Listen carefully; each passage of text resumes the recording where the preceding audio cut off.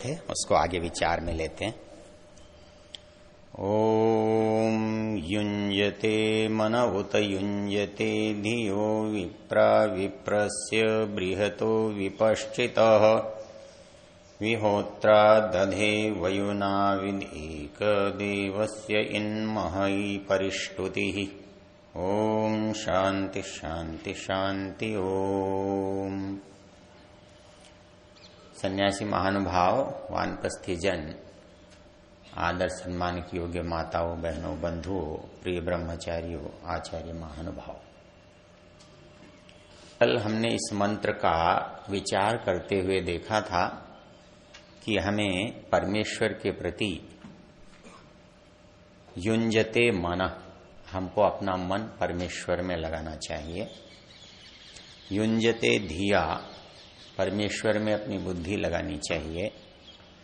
विहोत्रा दधे, कहता है कि जो आहुति देने वाला है, उपासक है, उसको वो कैसा है? विप्र। और क्या करेगा? विप्रस्य बृहतो विपश्चिता, जो परमेश्वर विपश्चित है, जो परमेश्वर विप्र है, जो परमेश्वर बृहत है, उसकी परिष्टुति। ये परिष्टुति शब्द नया तो है, लेकिन इसका अर्थ कहेंगे तो लगेगा कि ये तो बहुत परिचित है। परिष्टुति है स्तुति, लेकिन कैसी स्तुति? मही, महती स्तुति करनी है, महती, बड़ी। मैं आपसे चर्चा कर रहा था कि परमेश्वर की उपासना को हम लोग बड़ा कठिन काम समझते हैं, लेकिन मंत्र को देखने से ऐसा लगता है कि परमेश्वर की उपासना बड़ा सरल काम है। कुछ भी तो आपको नया नहीं करना, बस आप दिन भर सोचते ही तो रहते हो। कभी अपने खेत खलिहान के बारे में सोचते हो, कभी अपने दुकान व्यापार के बारे में सोचते हो, कभी अपने बच्चे पत्नी के बारे में सोचते हो, कभी अपने हानि लाभ के बारे में सोचते हो। सोचते तो रहते ही हो, कुछ तो करना नहीं है। इतना सा करना है, बस सोचने का पात्र बदल देना है। जितने लगन से, जितने गहराई से, जितनी निरंतर हम जो चीज अपनी समझते हैं, जिनको अपना समझते हैं, जिनसे हमारा लगाव है, उनके बारे में हम सोचते हैं, बस वैसे ही सोचना है, उतना ही सोचना है। और ये सोचना संभव कैसे है? हम दुनिया के सब लोगों के बारे में तो सोचते नहीं हैं, हम अपने ही लोगों के बारे में सोचते हैं, अपने ही प्रिय के बारे में सोचते हैं, जो अपने को लाभ देता है उसके ही बारे में सोचते हैं। यदि ऐसा होता कि सब के बारे में सोचना है, तब तो हमको ये लगता कि हाँ, इतना बड़ा काम कर रहे हैं तो उसका कोई आधार कुछ और होता है। लेकिन आधार ये है जो मेरा है, जो मेरे लिए लाभदायक है, जिससे मेरा संबंध है, मैं उसके बारे में सोचता हूं, दूसरे के बारे में नहीं सोचता। तो अब मुझे सोचना यह है कि मुझे वास्तव में लाभदायक कौन है,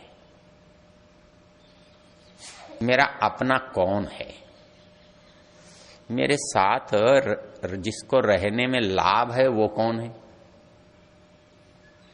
और यदि ये बात मैं सोच लूं तो मेरा एक स्वभाव है, जो मेरे लिए अच्छा है मैं उसको अपने आप स्वीकार कर लेता हूं, मुझे कोई जोर ही नहीं पड़ता। जो छोटा सा बच्चा जिसे आप बचपन में टॉफी देके बहकाते हो,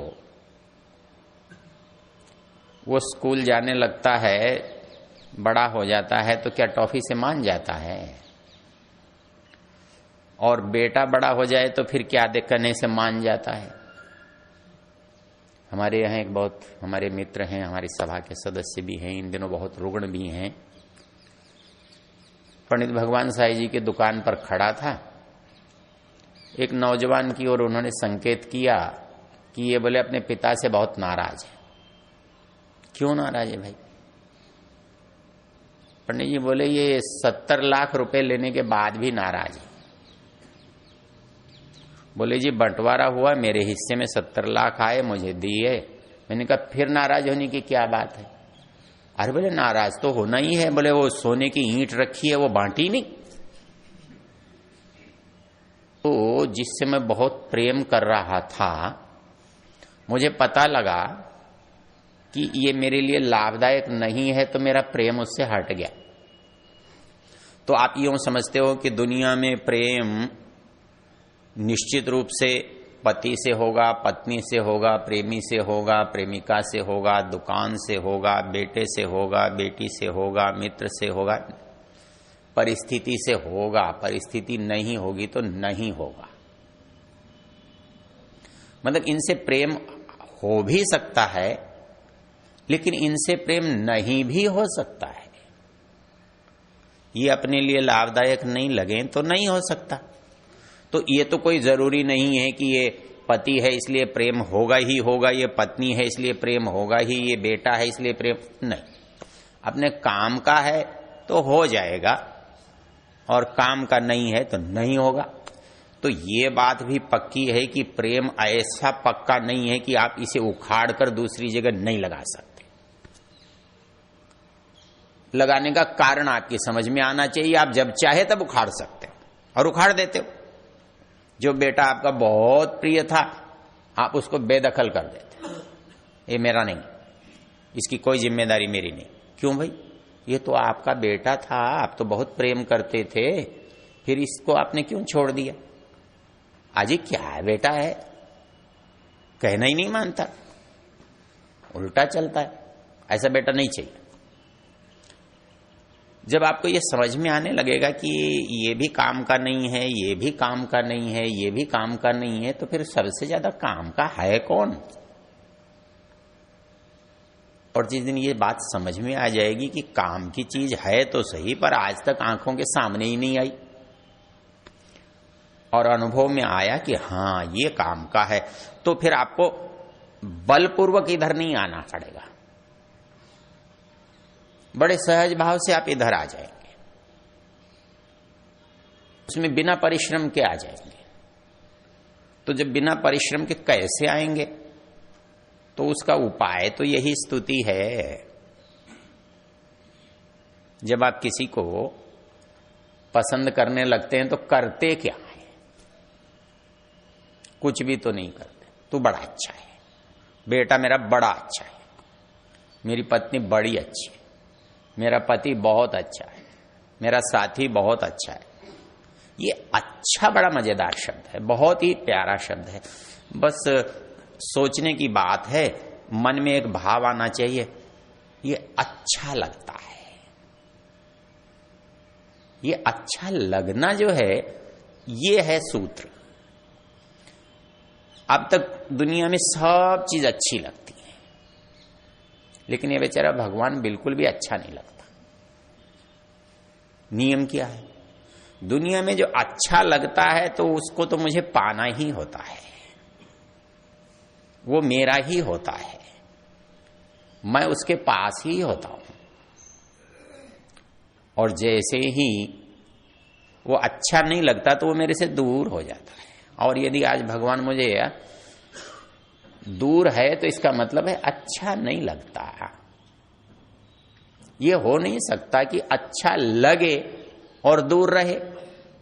अच्छा लगे तो पास रहने के लिए आदमी तड़पने लगता है। मां से बच्चे को दूर कर दो तो मां जो है न सोती है न जागती है। बाप को पता लग जाए बेटा मुसीबत में है तो उसे कुछ सूझता ही नहीं है। तो अच्छा लगता है, बस एक सूत्र आप पकड़ लीजिए कि भगवान अच्छा लगे कैसे? लग जाएगा। दूसरे लोग कब अच्छे लगे थे? जब लगा था कि ये मेरा है, जब लगा था कि इससे मुझे लाभ है, जब लगा था कि ये मेरा भला चाहता है, जब लगा था कि ये मेरे लिए बड़ा काम करता है, मुझे सेवक अच्छा लगता है जब सेवक स्वामी का भक्त होता है। मुझे बेटा अच्छा लगता है जब वो आज्ञाकारी आदर करने वाला होता है। मुझे पत्नी अच्छी लगती है जब वो मेरे अनुकूल होती है। पति मुझे अच्छा लगता है जब वो मेरा ध्यान रखता है। ओहो, ये सब बातें अच्छा लगने का कारण है। आप ये सोचकर देखो कि ये भगवान भी किसी काम की चीज है कि नहीं है। नहीं है तो अच्छा नहीं लगेगा, और कहीं ये काम की निकल आए तो, और कहीं बहुत ही काम की निकल आए तो फिर भी अच्छा लगेगा कि नहीं लगेगा। तो जब जिस दिन अच्छा लगने लगेगा उस दिन फिर आप क्या करोगे? वही करोगे जो दुनिया में करते हो। एक आदमी शादी हुई, सवेरे से शाम तक अपनी पत्नी का ही बखान करता रहता है। एक पत्नी अपने पति की बड़ाई करती रहती है। हमारे एक प्रोफेसर साथी थे, उनका विवाह हुआ, वो पूरी क्लास में पत्नी पुरानी चला लेते थे। अब ये झगड़ा और कुछ भी तो नहीं है, अच्छा लगने का ही तो झगड़ा है। आपको जो चीज अच्छी लगती है आप उसी को याद करते रहते हो। आपको जो भोजन अच्छा लगता है आप उसके ही पीछे पड़े रहते हो। आपको जो दृश्य अच्छा लगता है, तो ये अच्छा लगने की जो बात है, तो ये किसी तरह से बदल जाए तो वो भी आपको अच्छा लगेगा। और वो अच्छा लगेगा तब आप क्या करोगे? जो यहां करते हो बिल्कुल वहां करोगे। अब यहां व्यक्ति के गुणगान करते हो, वस्तु के गुणगान करते हो, अपने घर के गुणगान करते हो, अपने खेत के करते हो, अपने धन के करते हो, अपनी संतान के करते हो। दिन भर स्तुति तो करते हो, और करते क्या? और तो कुछ करते ही नहीं। आप दिन में सदा सोच कर देखो, आप कितनी बार इनके बारे में सोचते हो। और ये सोचना क्या है? स्तुति। आप इसको बदल दो, कुछ नहीं करना।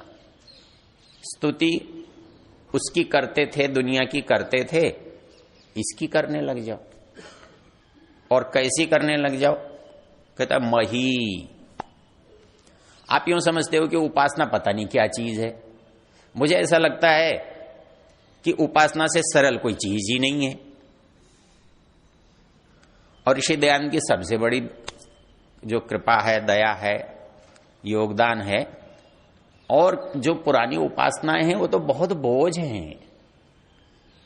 आप एक कल्पना करके देखो कि एक मंदिर में जाने के बाद पीछा तो छूटता नहीं है, सामने दूसरा मंदिर आ जाता है, वहां भी आपको हाथ जोड़ने पड़ते हैं, सिर झुकाना पड़ता है, पैसे चढ़ाने पड़ते हैं, तीसरा आ जाता है। मैं जब कॉलेज जाता था तो पैदल जाता था तो मित्र मिल जाते थे, चलो आओ जी स्कूटर पर बैठो, मोटरसाइकिल पर बैठो।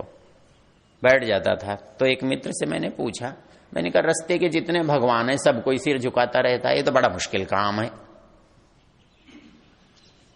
इतने लोगों को सिर झुकाओ, इतने लोगों को नमस्ते करो, इतने लोगों की सुनो। क्यों सुनो? भगवान दयानंद कितना भला आदमी था। अरे बोले इतनी मुसीबत क्यों करो, एक का ही कर लिया करो, एक बार ही कर लिया करो। अब मंदिर में भी जाते हो तो जितनी मूर्तियां हैं सबको हाथ जोड़ते हो, जितनी मूर्तियां सबको चढ़ावा चढ़ाते हो, और दिन में जितने मंदिरों के सामने से गुजरोगे उतनों को हाथ जोड़ोगे। जेब में पैसे होंगे तो 10-5 पैसे चढ़ाओगे। अब ये तो बहुत ही जटिल काम है। पता नहीं लोग कैसे करते हैं और कैसे पहले हम लोग भी करते रहे होंगे। ऋषि दयानंद की बात सुन के लगा देखो कितना आसान काम है। न मंदिर में जाने की जरूरत है, न चढ़ावा चढ़ाने की जरूरत है, न दूसरे 17 जगह हाथ सिर पटकने की जरूरत है। कुछ भी तो नहीं करना है, और तो और इतना भी नहीं करना है कि हाथ पैर चलाना पड़े। बस बैठ जाओ हाथ पैर मोड़कर और कर लो आंख बंद। आप बताओ क्या करना है, आपका क्या खर्च होने वाला है? कुछ खर्च होने वाला है? कोई जोर पड़ने वाला है? कोई नाराज हो जाएगा आपसे कि इसको हाथ नहीं जोड़े तो ये नाराज हो जाएगा, उसको हाथ जोड़े? जाने दो, पत्थरों का क्या करना आपने। अब वहां बैठकर करोगे क्या? बस जो करोगे वो उपासना है, और कुछ भी उपासना नहीं है। और संसार में उपासना यूं नहीं है कि आप कभी कभी करोगे।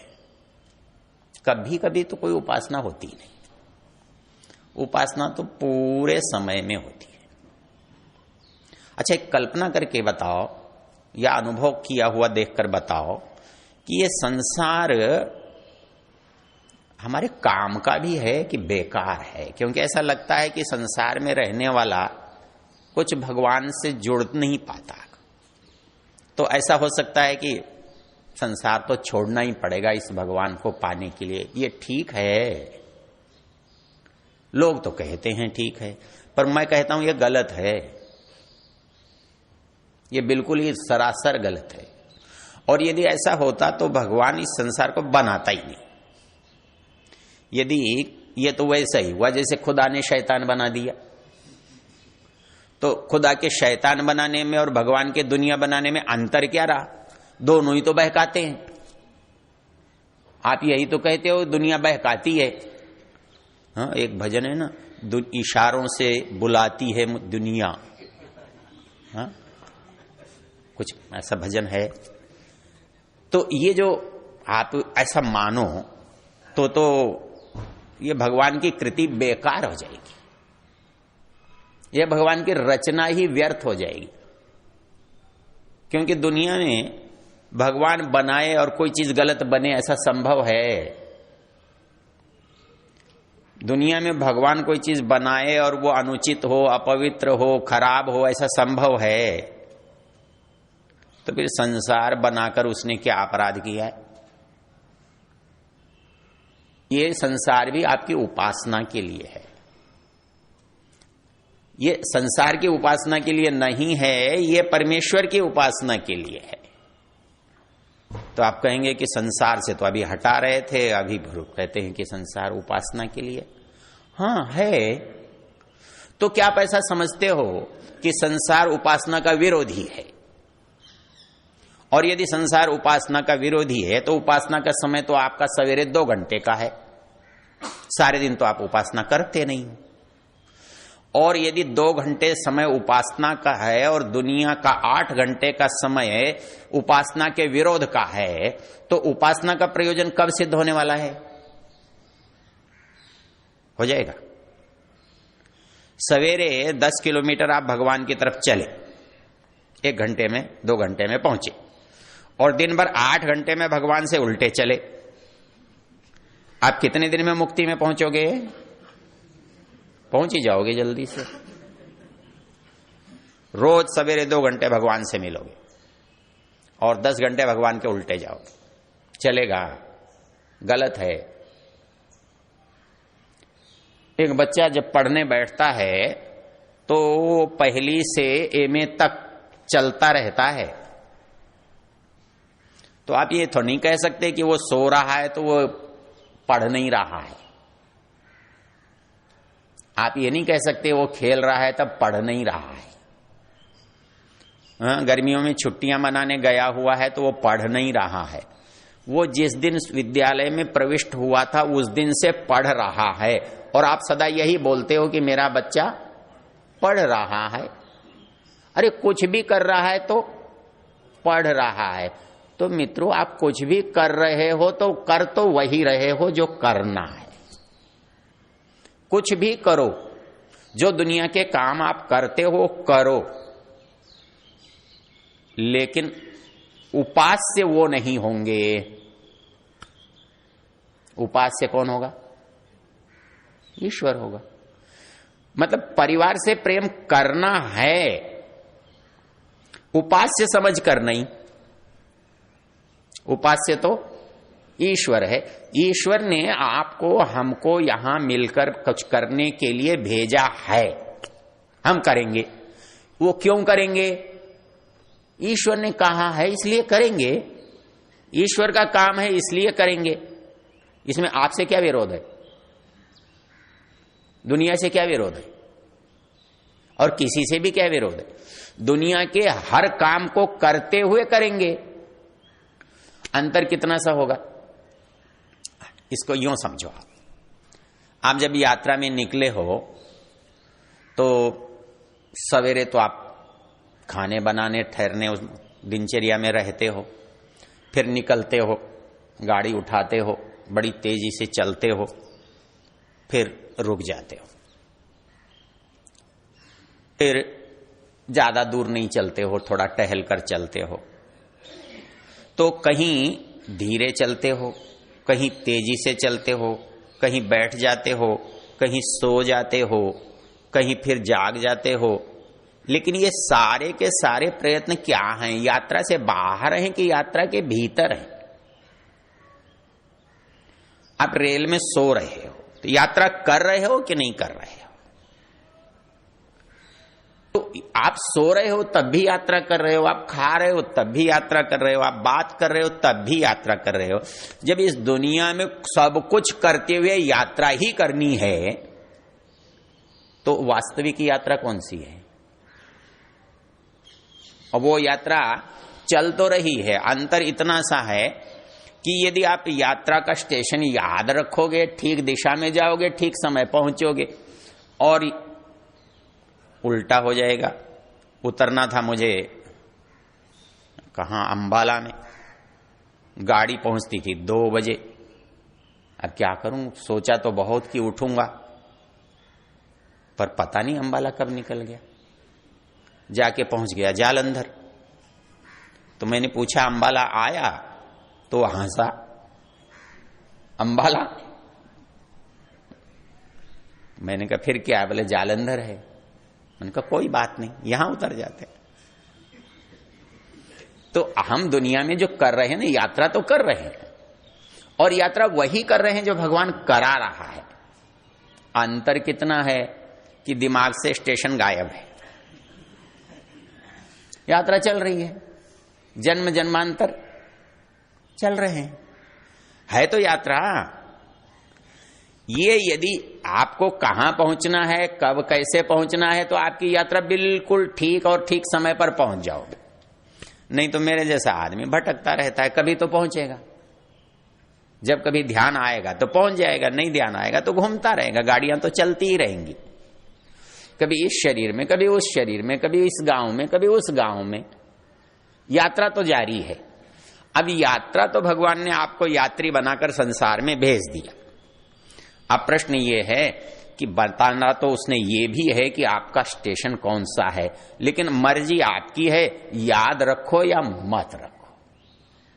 ये उपासना और कुछ भी तो नहीं है। हो गया समय? हाँ, तो बड़ा भला आदमी है।